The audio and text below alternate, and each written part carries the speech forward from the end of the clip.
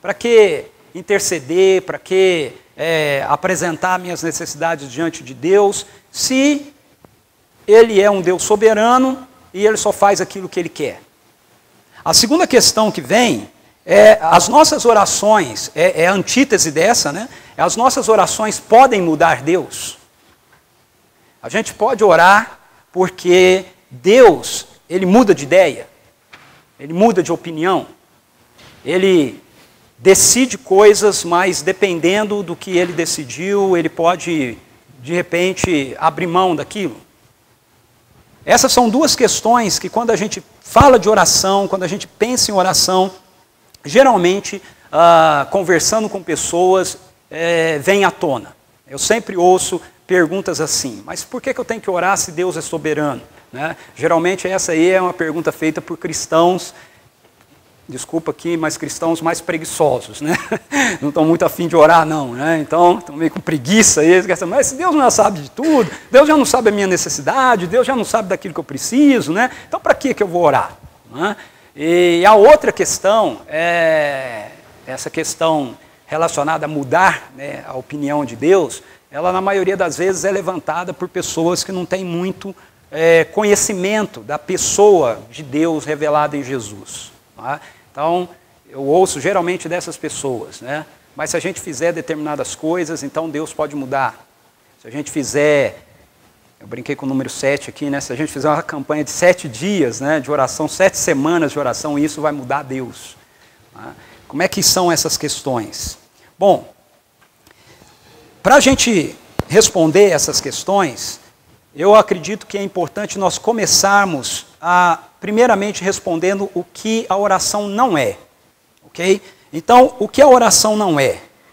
Primeiro, ela não é uma fórmula pré-estabelecida que, se a gente usar corretamente, vai fazer Deus agir.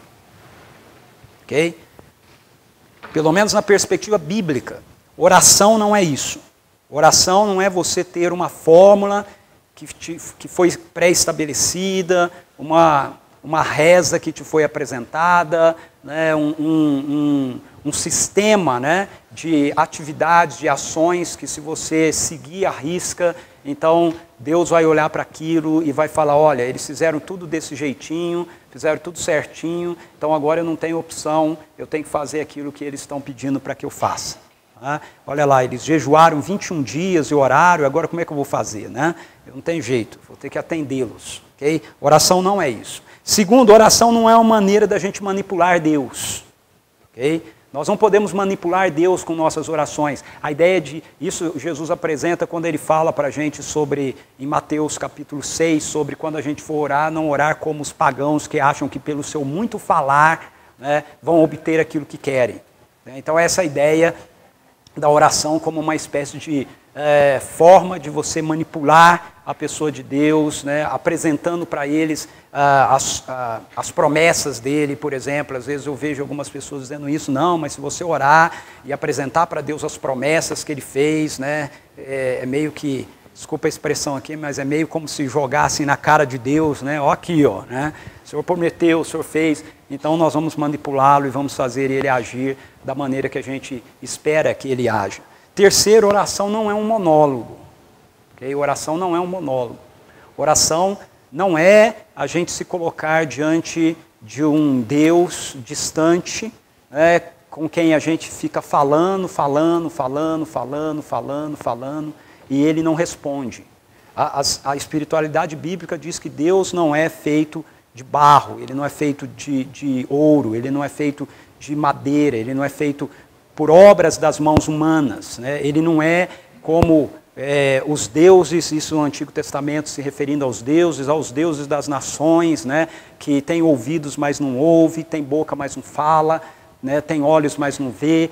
A teologia bíblica apresenta para a gente Deus como um ser pessoal, okay? Que interage com a gente. Então, orar não é você ter um monólogo, tá certo, com Deus. Essa prática de só você ir e só você falar. E por fim, oração não é uma varinha mágica que fará realidades mudarem sem mais nem menos na nossa vida. Aquela ideia que às vezes algumas pessoas apresentam para a gente sobre se você decretar determinadas coisas, né?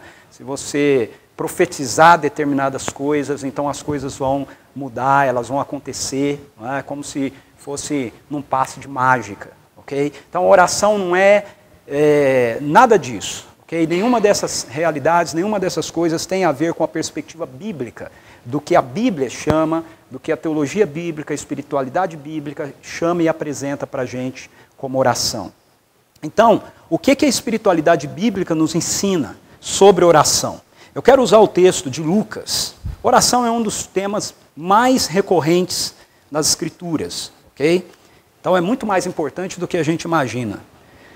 Mas eu quero usar o texto de Lucas, capítulo 18, do Evangelho de Lucas, capítulo 18, versículos 1 a 8. É uma parábola, uma história que Jesus conta, justamente para falar ou incentivar os seus seguidores, os seus discípulos, a orarem continuamente, orarem incessantemente, sem desistirem de orar. O texto diz assim: então, Jesus contou aos seus discípulos uma parábola para mostrar-lhes que eles deviam orar sempre e nunca desanimar.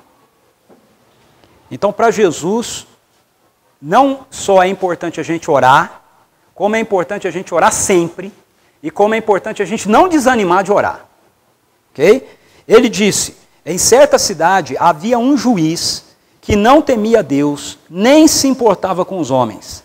E havia naquela cidade uma viúva que se dirigia continuamente a ele, suplicando-lhe, faze-me justiça contra o meu adversário.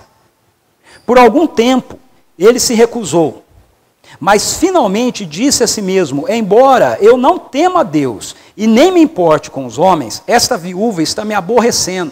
Vou fazer-lhe justiça para que ela não venha mais me importunar. Então Jesus conta essa história dessa cidade que tem um juiz, e esse juiz, ele é extremamente soberbo, ele é a pessoa mais poderosa da cidade, e então ele é ateu, ele não acredita em Deus, e ele também não se importa com as pessoas, ele julga as causas que lhe interessam de conformidade com aquilo que lhe favorece ou favorece os seus amigos, aqueles que ele acha que é mais importante atender, e aí surge essa viúva. Essa viúva, para você entender o que Jesus está colocando aqui, a viúva e o órfão, nas Escrituras, no Antigo Testamento, dentro da camada social, seriam as pessoas que viviam num nível mais baixo, socioeconomicamente falando. Então, ele pega essa viúva, ou seja, alguém que realmente não tem nenhuma expressão social, nenhuma expressão política, nenhuma expressão financeira, ela não tem nada. Então, humanamente falando, ela não tem absolutamente nada em si que ela possa influenciar aquele juiz. Mas ela resolve que o juiz tem que atendê-la naquela causa. E aí Jesus diz que ela insistentemente, vai diante dele. Havia uma viúva que se dirigia continuamente a ele. Ela descobriu o horário que o juiz saía para o tribunal, e quando ele abria a porta da garagem para tirar o camelo do ano dele, quem que estava lá? A viúva. Ô, seu juiz, lembrou da minha causa? Ela está lá na sua escrivaninha, né? Está lá, lembrou de mim, né? E tal. Descobriu a hora que ele saía para tomar aquele cafezinho, né? Ela estava lá. Juiz, está lembrado de mim, né? Descobriu a hora que ele voltava para casa, e quando ele chegava em casa, ela estava lá na porta dele. Ia correspondência para ele no meio, ela parava o carteiro, botava lá um bilhetinho, quando ele ia lendo as correspondências, pegava esse papel aqui: juiz, lembre-se de mim, né? Sabe aquela propaganda que tinha antigamente, lembre-se da minha Calói? Né? Lembre-se da minha Calói, todo lugar, né? O pai tinha lembre-se da minha Calói, lembre-se da minha Calói. Essa viúva era assim, né? E ficou no pé do juiz. Aí o juiz falou: pô, não aguento mais essa mulher, não aguento mais. Tá certo que eu não temo a Deus, eu não tenho medo de homem nenhum, ninguém é mais poderoso do que eu, mas eu vou atender essa mulher, porque eu não quero mais ver ela aqui na minha porta, né? Eu vou atender. Né? Ela passou o processo dela para frente e resolveu o caso dela, porque ele não queria mais a presença da mulher com ele. E aí Jesus, quando ele termina essa parábola, ele diz assim: e o Senhor continuou: ouçam o que diz o juiz injusto. Ouçam o que diz o juiz injusto. Acaso Deus não fará justiça aos seus escolhidos, que clamam a Ele dia e noite? Continuará fazendo-os esperar? Eu lhes digo, Ele lhes fará justiça e depressa. Contudo, quando o Filho do Homem vier, encontrará fé na terra? Essa parábola é uma das parábolas de contradição, que a gente chama de parábola de contradição. É uma história que Jesus conta que a história visa uma aplicação contrária àquela que é apresentada na história. Okay? Às vezes a gente, por não entender isso, quando a gente pega algumas parábolas de Jesus que são parábolas de contradição, a gente fica todo confuso, porque a gente fica achando que Jesus está comparando a história, né, a Deus, ou a valores do reino de Deus, né, e não é isso que ele está fazendo. Ele está dizendo, vocês viram isso aí? Pois com Deus é justamente o contrário disso. Por isso que ele termina fazendo essa ênfase. Ouçam o que o juiz disse. O juiz disse, eu vou atender essa mulher porque eu não aguento mais ela. Não quero mais vê-la. E aí ele diz, pois Deus é justamente o contrário. Você acha que Deus não quer te ver? Você acha que Deus não quer se relacionar com você? Ele vai te atender depressa para você continuar com Ele, para você continuar vindo com Ele. Ele vai dar atenção ao pedido dos seus pequeninos, dos seus filhos, das suas filhas. Então, Jesus está fazendo uma parábola de contradição. E nessa parábola, ele nos ensina algumas questões muito importantes. Lembre o enfoque do porquê da parábola, para a gente orar sempre, sem desistir. Jesus quer que eu e você oremos sempre, sem desistir, sem esmorecer. Agora, quando nós vamos fazer isso? De acordo com a história que ele conta, nós vamos fazer isso à medida que a gente entende que a oração é fruto da nossa compreensão da identidade de Deus. Em certa cidade havia um juiz que não temia Deus, nem se importava com os homens. É interessante ele colocar a pessoa do juiz aí, sabe por quê? Porque Jesus está falando aqui, primeiramente, diretamente com israelitas. E a visão que Israel tinha de Deus é que ele era juiz. Deus é o juiz de toda a terra. Deus é o legislador. Ele nos deu sua lei. Nós temos que cumpri-la. Nós temos que obedecê-la. E se a gente não cumprir a lei de Deus, não obedecer a lei de Deus, nós estamos perdidos. Os contemporâneos de Jesus não lidavam com Deus como Jesus lidava. E isso incluía os seus discípulos.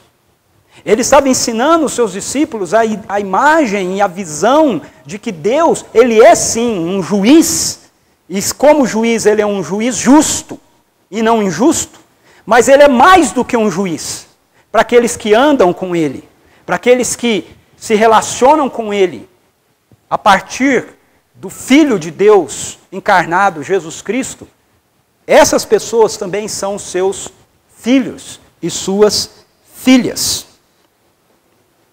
São seus, Jesus lembra Israel disso, né? São seus escolhidos. Deus os escolheu para si. Então a primeira perspectiva do ensino de Jesus aqui passa pela questão de quem é Deus. Passa pela questão da identidade de Deus. Em certa cidade havia um juiz que não temia Deus e nem se importava com os homens. Quem é Deus para você? Aquela viúva vai fazer um pedido para esse juiz, e nós oramos e vamos fazer pedidos para o juiz de todo mundo. Quem é esse juiz? Quem é Deus? Quem ele é? Para mim, para você, qual a nossa noção de Deus? Qual a nossa teologia? Quais são nossas impressões? Nossas percepções a respeito de quem Deus é? Porque existem muitas ideias, muitas imagens, muitas versões, muitas caricaturas, okay, de Deus no nosso meio, no nosso mundo, incluindo no contexto cristão. assim como havia entre os israelitas. Nos versículos 6 e 7, o texto diz: o Senhor continuou: ouçam o que diz o juiz injusto. O que o juiz injusto diz? Não aguento mais essa mulher, vou atendê-la, para que ela não me amole mais. Mas aí Jesus diz: acaso Deus não fará justiça aos seus escolhidos, que clamam a Ele dia e noite? Continuará fazendo-os esperar? Veja, o problema nosso com essa parábola é que a gente se apega mais à questão da ideia de tempo. Quando o que Jesus está colocando aqui não tem a ver com a perspectiva da ideia de tempo, tem a ver com a perspectiva da ideia de relacionamento. A gente lê isso e a gente diz assim: mas espera aí, eu não estou entendendo, porque eu estou orando, eu não sou escolhido dele, e a coisa ainda não aconteceu. Mas o que Jesus está colocando aqui tem a ver com essa perspectiva, é uma história, o juiz não quer atender de jeito nenhum, e ele diz: Deus não é assim. Ele está pronto para te receber. Ele não vai te atender porque ele não quer que você seja amolado por ele. Ele ser amolado por você. Ele não vai te atender, deixar de te atender, porque se ele fizer isso, então você vai ficar vindo a ele, ou ele vai te atender logo porque ele não quer que você mais venha a ele. Esse juiz, o que Jesus está dizendo é que esse juiz não tem nada a ver com o Deus a quem vocês buscam. O Deus a quem vocês adoram. O Deus que está presente entre vocês na minha vida. Jesus está dizendo, se revelando a vocês através de mim. Quem é o Deus que Jesus revela? O Deus que Jesus revela não é um juiz injusto. Ele é um pai justo. Ele é um pai justo. Ele diz: continuará fazendo-os esperar. Eu lhes digo, ele lhes fará justiça. O Deus que Jesus nos revela é um pai justo. Não é um juiz iníquo. Não é alguém que a gente precisa, através da manipulação, através do nosso esforço, amolar tanto que ele não aguente mais nos ouvir e resolve então nos atender. Não. A identidade do Deus para quem eu e você oramos é aquela que nós enxergamos, aquela que nós vemos na pessoa de Jesus de Nazaré. Esse homem que nós encontramos nos evangelhos é o próprio Deus eterno, juiz de toda a terra, que está encarnado. Na pessoa do Filho, ele se fez um de nós. E na vida dele como ser humano, ele mostra a mim e a você como é que nós nos relacionamos com Deus. Então, eu sei que hoje em dia existe, tanto na vertente católica romana, quanto também na vertente protestante, ou dita, chamada evangélica hoje em dia, uma série de perspectivas relacionadas a Deus que passa sempre por essa ideia de que nós precisamos nos esforçar e nós precisamos fazer a nossa parte para que Deus então possa nos atender. Se nós não fizermos a nossa parte, Deus não vai nos atender. Se a gente estiver errando, se a gente estiver falhando, se nós não estamos recebendo resposta da nossa oração, é porque a gente não está fazendo o que devia fazer.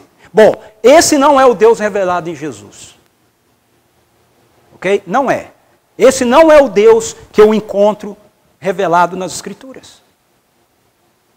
Certa vez Jesus está andando com os seus discípulos, João capítulo 9, e tem um homem cego de nascença. E os discípulos param e perguntam para ele: Senhor, quem pecou, este ou seus pais, para que ele nascesse cego? O que está por detrás da pergunta? Por que o juízo de Deus está sobre ele? É isso que está por detrás da pergunta. Por que Deus está castigando esse homem? Porque a noção em relação a Deus era essa que eles tinham e têm até hoje. É essa. Entendeu? Se você está com com um problema, se você está com uma enfermidade, se você está passando por uma determinada situação, Deus está te castigando. Você não está fazendo as coisas do jeito que deveria fazer, porque senão você não estaria assim. É a mesma temática que nós encontramos num livro todo do Antigo Testamento chamado Jó. Jó é dividido em 3 partes. Os 2 primeiros capítulos é Deus batendo papo, conversando com Satanás. Credo? É isso mesmo. Assunto, Jó. Puxado por Deus. Os 2 últimos capítulos, 41 e 42, é Deus conversando com Jó. O resto é Jó e os amigos dele falando sobre Deus. Tentando arrumar justificativas para explicar por que Jó está passando por aquela situação.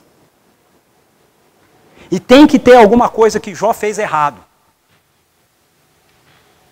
para ele estar passando por aquilo. E Jó insistentemente brigando, não, eu não fiz nada de errado. Às vezes eu já ouvi gente ensinando e dizendo, não, Jó, ele continua, né? Veja, tanto os amigos quanto Jó, os 2 estão tratando Deus da mesma maneira. Os amigos estão dizendo assim, você está passando por isso porque você fez alguma coisa errada contra Deus e Deus está te castigando justamente. E Jó está dizendo assim, eu não fiz nada de errado contra Deus, Deus está me castigando injustamente. Mas eu continuo crendo nele assim mesmo. Mas está me castigando injustamente. E aí chega no capítulo 41, Deus fala, tá bom, senta aí, agora vamos conversar. Eu vou fazer as perguntas. Você passou o capítulo 3 até o capítulo 40, né? Se tivesse escrito assim, né? Deus ia falar, você passou o capítulo 3 até o capítulo 40, fazer um monte de perguntas. Agora senta que eu vou perguntar. E você vai me responder. E aí ele começou a perguntar, e Jó não tinha resposta para nada do que ele perguntava. Porque ele não tem, você não tem, eu não tenho, ninguém tem. Porque nós somos pequenos demais, finitos demais, para compreender um Deus infinito. Mas esse Deus infinito é também infinito em amor. E o final do diálogo de Deus com Jó é que Deus, apesar de Jó não entender e não saber responder nada, o amava, cuidava dele, não tinha desistido dele e iria abençoá-lo. E Jó conclui o seu diálogo dizendo, antes eu te conhecia de ouvir falar, agora os meus olhos te veem. Jó tinha uma imagem de Deus que mudou depois que ele teve um encontro com Deus. Quem é o Deus para quem eu e você oramos? Quem é o Deus para quem as pessoas oram? Depois que nós temos um encontro com Jesus, depois que nós compreendemos a dimensão do seu amor que se manifestou em carne na pessoa do seu Filho e morreu numa cruz por mim, por você, pela humanidade, por amor, por decisão dele. Então a nossa noção e a nossa compreensão de Deus muda radicalmente. Ele é um juiz? Sim, ele é um juiz, mas ele não é um juiz injusto, ele não é um juiz iníquo, ele não é um juiz distante, ele é um juiz que é meu pai. Meu pai, que me escolheu e, portanto, está pronto a me atender, a me acolher, a ouvir a minha oração rapidamente. Mas a história continua e Jesus mostra para a gente também que a oração é resultante, essa oração que não desiste, que é persistente, é resultante da nossa compreensão do caráter de Deus. Não apenas da pessoa, da identidade de Deus, quem é Deus, mas também do seu caráter, como Ele é. O versículo 8 diz, eu lhes digo, Ele lhes fará justiça e depressa. O juiz é iníquo, é injusto, mas Deus é justo. Deus faz justiça. Isso tem a ver com o caráter dele. Eu e você precisamos compreender que do lado de Deus, veja, do lado de Deus, a oração, lembra que eu falei que a oração não é um monólogo, né? É uma inter-relação. Não é? Do lado de Deus, a oração é o resultado do seu caráter. Deus é bom, Deus é justo E Ele deseja abençoar os seus filhos. Nós temos que crer nisso. Jesus, quando Ele traz essa resposta aqui para os seus discípulos com essa história, Ele está dizendo para eles, vocês precisam crer nisso. Vocês precisam saber que quando vocês vão orar, vocês não estão, a quem vocês estão orando, quem é a identidade dessa pessoa, quem é esse Deus, e precisam compreender como Ele é. Então Ele é seu Pai, uma coisa é dizer que Deus é nosso Pai, outra coisa é a gente entender como é que Ele é Pai. Como Ele é Pai. Uma coisa é a gente dizer que Deus é juiz, outra coisa é a gente entender como Ele é juiz. Como Ele exerce seu juízo. E aí na revelação de Jesus, na pessoa de Jesus, nós ficamos cientes de que esse Deus, Ele é bom. Ele é justo. Não vamos confundir bondade e justiça de Deus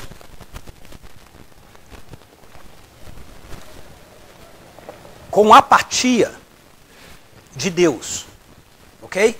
Ou uma indiferença moral dele para com o mundo. A Bíblia nos ensina que Deus é soberano, mas ela também nos ensina que o homem é responsável pelos seus atos. Às vezes eu converso com algumas pessoas e elas me perguntam algumas coisas, cristãos e não cristãos, e muitas dessas perguntas que me são feitas com relação à questão, por exemplo, da oração ou de Deus, o caráter de Deus, passa pela ideia, pela seguinte ideia: Deus é poderoso? Ele é. Ele é soberano? Sim, Ele é. Então por que Deus deixa a pessoa sofrer assim, ou deixa acontecer aquela situação tal? Por que Ele não muda aquela consequência tal? E aí a resposta que eu tenho para isso é que Deus é soberano, Deus é poderoso, mas Deus não é irresponsável. Deus nos criou à sua imagem e sua semelhança e nos fez seres morais, com escolhas morais e com consequências morais. O que a maioria das pessoas às vezes querem, na verdade, em relação a Deus com essas perguntas, não é conhecer Deus ou saber de fato quem Deus é, mas é criar um Deus ou esperar a existência de um Deus que simplesmente resolva as consequências imediatas das escolhas que elas fazem. Veja, não é responsabilidade de Deus, responsabilidade moral de Deus, ok? O caos do nosso mundo. É nossa responsabilidade. E Ele não liga para isso? Liga. Tanto liga que entrou na nossa história na pessoa de Jesus Cristo, morreu a morte que eu e você precisaríamos morrer, ressuscitou dos mortos e está consertando tudo. Vai chegar um dia em que todas as coisas vão ter sido redimidas e uma nova realidade vai ser estabelecida neste mundo, de acordo com aquilo que está no coração de Deus. Mas isso não pode ser usado para um argumento das pessoas no sentido de dizer, não, então, se Deus está fazendo isso, e Ele é tão amoroso assim, eu fiz isso e aquilo outro de errado, mas será que não dá para Ele mudar a consequência?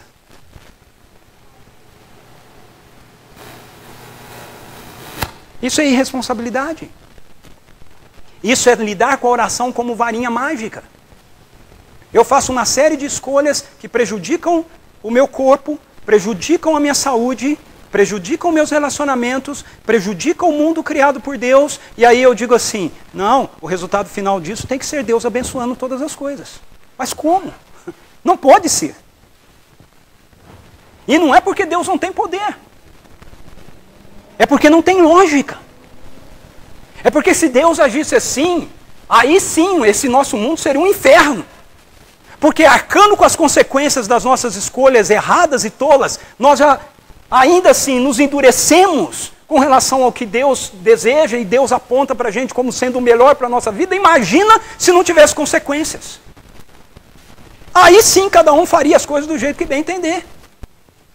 Não, então Deus é soberano, sim, Ele é soberano, mas Ele também nos responsabiliza moralmente pelas nossas escolhas.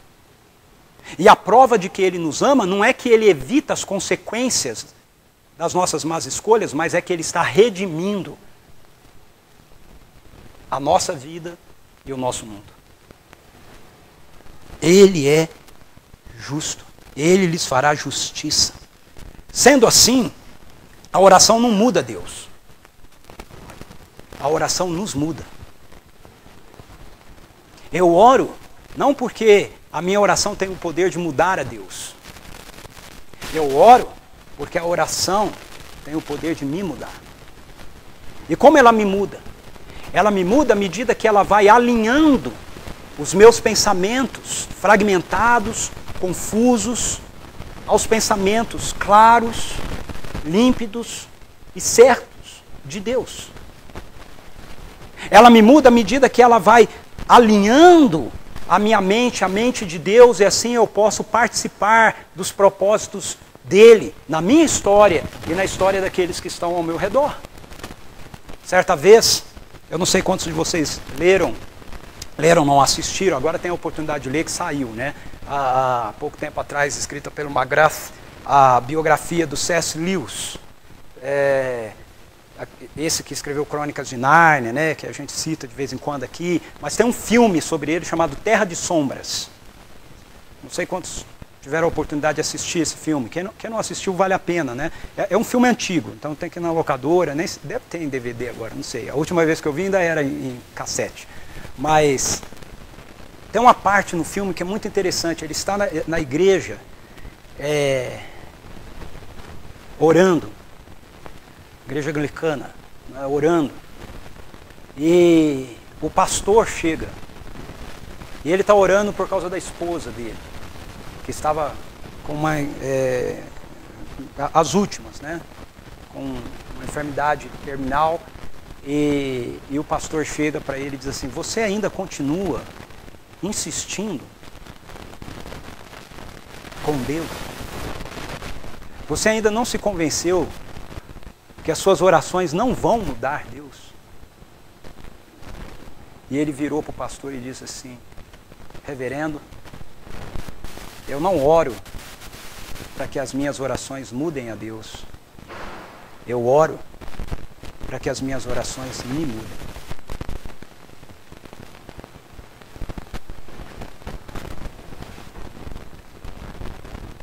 As nossas orações nos mudam. Quando nós vamos diante de Deus com a nossa raiva, com a nossa ira, com a nossa indignação, com o nosso rancor, com a nossa confusão, com os nossos medos, nós saímos dali transformados. Um exemplo disso na Bíblia, no livro dos Salmos, são as orações imprecatórias. O que são as orações imprecatórias? O livro de Salmos é um livro onde você encontra vários hinos, né, escritos lá por homens do passado, Davi, Asaf e outros, e tem um grupo dessas orações que são chamadas imprecatórias. São aquelas orações que esses salmistas faziam, esses homens faziam, de indignação contra os seus inimigos. A maioria das orações imprecatórias são de Davi. E Davi, ele, diante dos inimigos que ele tinha, diante das situações que ele vivia, ele chegava diante de Deus e ele dizia: Deus, está aqui o meu inimigo, ele está me perseguindo, Senhor, arrebenta com a cabeça deles numa pedra. Deus, dá-lhe um soco no queixo e quebra-lhe todos os dentes. Deus, pegue uma pedra e esmague a cabeça dos seus filhos. É só você ler lá os Salmos, é o que ele pedia, vê? É para Deus. Mas veja, isso não significa que essa é a vontade de Deus. Que é isso que Deus quer fazer. Essa é a vontade de Davi. Ele está orando. E ele tem a coragem de ir diante de Deus e ser autêntico diante dele no que está presente no seu coração. Ele não faz oração piedosa, bonitinha, quando o seu coração não é piedoso e não é bonitinho. Ele rasga suas vestes diante de Deus. E diz: Deus, não aguento mais esses caras. Não aguento mais essa concorrência desleal. Não aguento mais essa injustiça, que deveria fazer justiça, mas só toma decisões erradas. Até quando o Senhor vai deixar esse negócio assim? Pesa a tua mão sobre esse troço. Espalha esse pessoal. Esmaga essa turma. Faz bater com o carro na Bandeirante e morrer todo mundo. Credo? É a oração que Davi faria. Agora veja, todas essas orações terminam com Davi dizendo: eu louvarei o Senhor, eu bendirei o Senhor, meu coração se derrama diante do Senhor.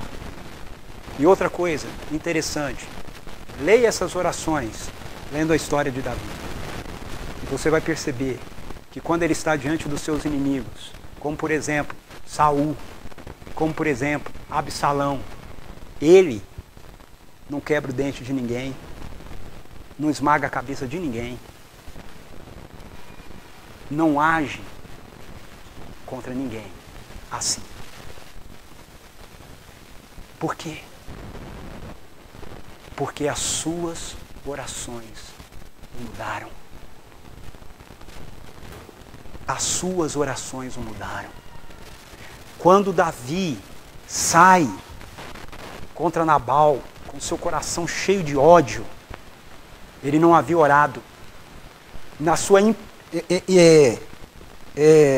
atitude sanguínea, né? Ele monta no seu cavalo e sai contra Nabal, que não quis trazer alimento para os seus guerreiros, tendo ele protegido os rebanhos de Nabal. Eu falei: eu vou lá, faça-me Deus como lhe aprover, se até amanhã de manhã todos os homens da casa de Nabal não estiverem mortos ao fio da espada.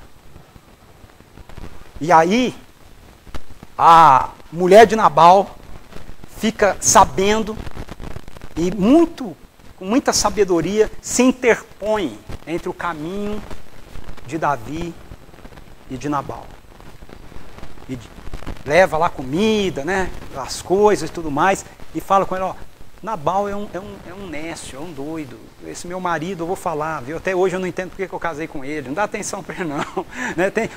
Não leva a sério, tem misericórdia da gente. Ó, você vai fazer isso mesmo, tem um monte de gente que vai morrer que não tem nada a ver com isso.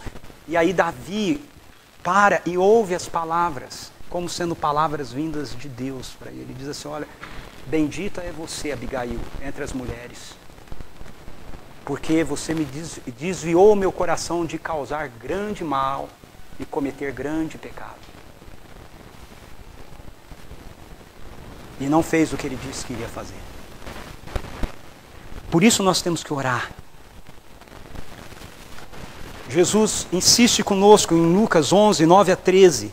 Peçam e lhes será dado. Busquem e encontrarão. Batam e a porta lhes será aberta. Pois todo o que pede recebe, o que busca encontra, e aquele que bate a porta será aberta. Qual pai, olha ensinando aí os discípulos, que Deus é pai. Qual pai entre vocês, se o filho lhe pedir um peixe, e em lugar disso lhe dará uma cobra, ou se pedir um ovo, ele lhe dará um escorpião? Se vocês, apesar de serem maus, sabem dar boas coisas aos seus filhos, quanto mais o Pai que está nos céus dará o Espírito Santo a quem lhe pedir. Orem, peçam, insistam, vão diante de Deus, peçam para Ele. Ah, mas Ricardo, e se eu pedir errado? Não tem problema, você será transformado. Essa ideia de que eu não posso orar porque eu não sei se eu estou orando certo, vai que eu estou pedindo errado para Deus, isso é fruto dessa noção de oração que a gente tem, daquilo que eu mostrei aqui, que oração não é. Okay? Não se preocupe, a sua oração não pode manipular Deus. Okay? Você não pode convencê-lo a fazer um negócio que ele sabe que está errado. Então você pode orar sossegado, até mesmo orações imprecatórias, ok? Ele sabe o que ele vai fazer, o que ele não vai fazer. Isso é importante porque isso transforma você, isso traz saúde emocional para você, isso restaura a sua alma. Então não tenha medo. Às vezes nós estamos vivendo um momento, por exemplo, na nossa vida, na nossa história, na nossa casa, de grande sofrimento, grande angústia, e a gente tem medo de chegar diante de Deus. Aquilo está deixando a gente revoltado com Deus, e a gente tem medo de chegar para Deus e dizer isso, e aí a gente chega diante dele e fica com aquela oração bonitinha, né? Deus, eu sei que o Senhor é bom e sabe todas as coisas. Chega lá e fala: Deus, eu sei que o Senhor é bom, mas eu quero dizer para o Senhor que você está sendo ruim pacas, viu, comigo. Ó Deus, eu estou orando aqui por esse negócio mudar e o Senhor não muda. O Senhor não muda esse negócio? Como é que o Senhor deixa isso continuar assim? Aprende com Davi. Salmo 13, Davi faz uma dessas orações. Ele diz assim para Deus: Deus, até quando os meus inimigos vão ficar fazendo aí gracinha diante de mim e o Senhor não vai fazer nada? Até quando eles vão continuar prevalecendo contra mim? Até quando os meus ofensores vão continuar tendo vitória? Até quando, Senhor? O que a gente tem que entender nessa oração de Davi é que quando no hebraico você começa uma frase, uma oração com até quando, você está questionando a pessoa. Você está pedindo satisfação. Quando você fala 2 vezes até quando, você está bravo com a pessoa. 3 vezes, você está gritando com ela. 4, você pegou a pessoa pelo colarinho. Davi fala 4 vezes para Deus. Até quando? Davi está pegando Deus pelo colarinho. Mas veja o final do Salmo. O final do Salmo é Davi bendizendo a Deus pelo seu amor, pela sua graça, pelo seu cuidado para com ele. Então, nós praticamos a oração à medida que nós compreendemos o caráter de Deus. O juiz atende para não ser mais incomodado. Por algum tempo ele se recusou, mas finalmente disse a si mesmo: embora eu não tema a Deus e nem me importe com os homens, essa viúva está me aborrecendo. No original isso aqui, essa viúva está me esmurrando. Não era literalmente, mas ele estava se sentindo como se toda hora aquela viúva viesse e ficava dando tapa e murro nele. É a mesma palavra que Paulo usa num texto quando ele diz: eu esmurro o meu corpo para andar de acordo com aquilo que Deus quer. Vou fazer-lhe justiça para que ela não venha mais me importunar. O juiz atende para não ser mais incomodado. Deus atende porque é do seu caráter nos atender. Eu lhes digo, ele lhes fará justiça. E depressa. Deus nos atende porque é do seu caráter nos atender. Agora ainda tem uma terceira lição que eu quero compartilhar com você sobre aquilo que motiva-nos a orar sempre, sem esmorecer. É que a oração, quando a oração é resultante da nossa fé pessoal. Jesus ensina isso também para a gente, quando no verso 8 ele diz assim: contudo, quando o Filho do Homem vier, encontrará fé na terra. A oração, do ponto de vista de Deus, tem a ver com o seu caráter. Mas a oração, do ponto de vista humano, é resultante da fé em que Deus é em seu caráter. Da parte de Deus, tem a ver com o caráter dele responder nossas orações. Mas da nossa parte, a oração tem a ver com a dimensão da nossa fé. Com o fato de nós realmente crermos em Deus e crermos no caráter de Deus. Em quem Deus é e como Ele é. Isso nos conduz ao mistério da oração, que é aquela primeira questão. Se Deus é soberano, então por que eu preciso orar? Não é? Bom, Deus é soberano, mas na sua soberania, Ele determinou que algumas coisas Ele só fará se nós nos envolvermos com Ele em oração. Veja, então não é que Deus é volúvel ou que Deus muda sua opinião. É que Deus já determinou no seu caráter que algumas ações dele na história só seriam efetivadas mediante a nossa oração. Ou não. Isso não é garantia de que eu sempre oro e Deus sempre vai fazer. É uma dinâmica de relacionamento. Às vezes eu oro e Deus não vai fazer. Porque Ele tem motivos pelos quais Ele não vai fazer, e a ação dele vai ser a mudança e a transformação, como eu mostrei, do nosso coração. da nossa mente. Mas muitas outras vezes, Ele vai fazer. Ele vai operar e Ele vai mudar realidades e situações porque Ele se comprometeu a fazer isso em parceria com a gente. Quando nós oramos, quando nós pedimos, quando nós intercedemos. Tiago, capítulo 4, versículo 7 e 18, que nós lemos aqui no início do nosso encontro, Elias era humano como nós. Elias era humano como nós. Ele orou fervorosamente para que não chovesse, e não choveu sobre a terra durante 3 anos e meio. Orou outra vez, e os céus enviaram chuva, e a terra produziu os seus frutos. Veja, algumas pessoas pegam esse texto e dizem assim, mas Elias sabia que era da vontade de Deus não fazer chover, ou depois fazer chover.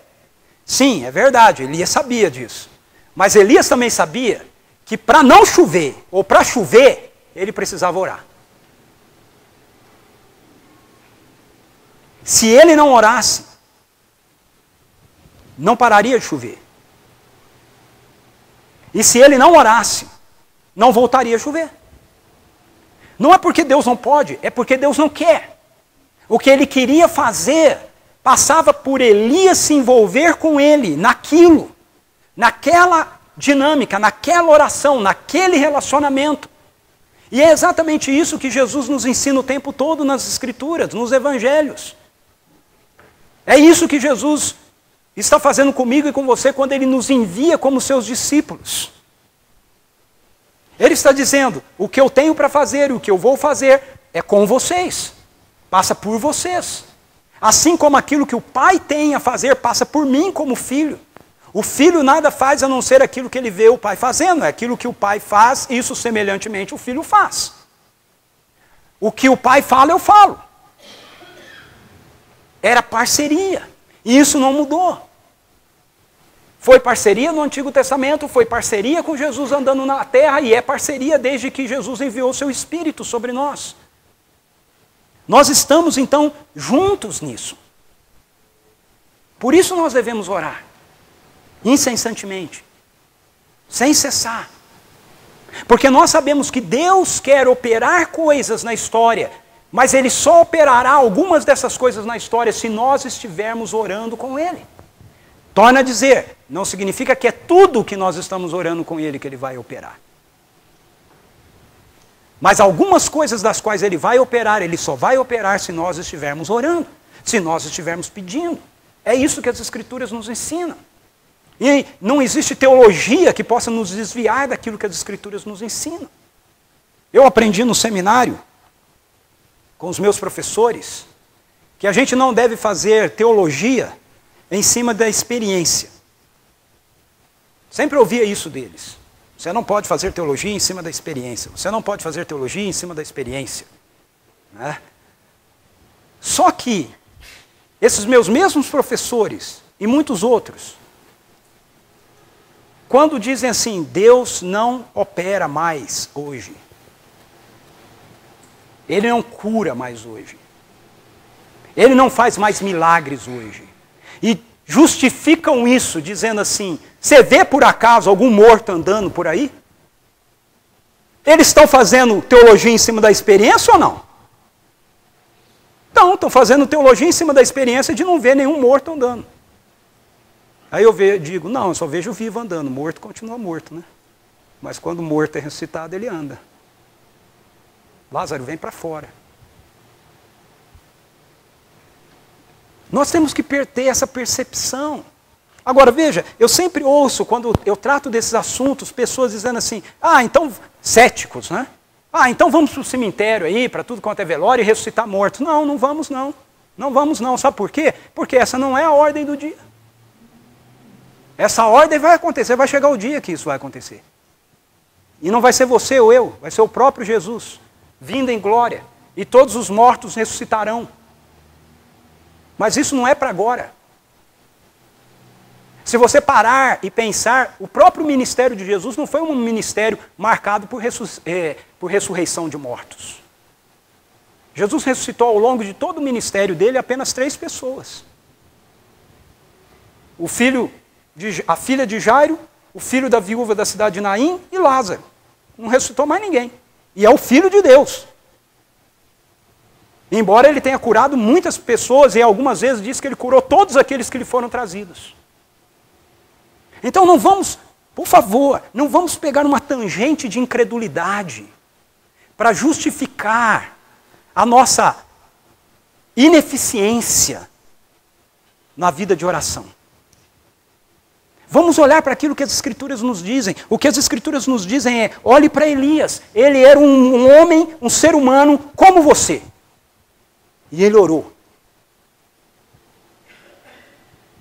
Orou porque sabia quem Deus era, orou porque sabia como Deus agia, orou porque cria que Deus estava chamando para participar daquilo que ele estava fazendo.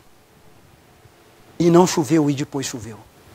A oração só é praticada, então, quando existe de nosso lado convicção de quem Deus é e do que Ele deseja fazer. Você tem convicção de quem Deus é. Você compreende o que Deus deseja fazer na nossa história, no nosso mundo, quando Ele diz assim, vão e façam discípulos de todas as nações. Isso nos conduz à questão da intimidade. A oração, antes de ser um instrumento para fazer a vida funcionar, ela é um caminho de relacionamento com o Pai, que nos é revelado em Jesus Cristo.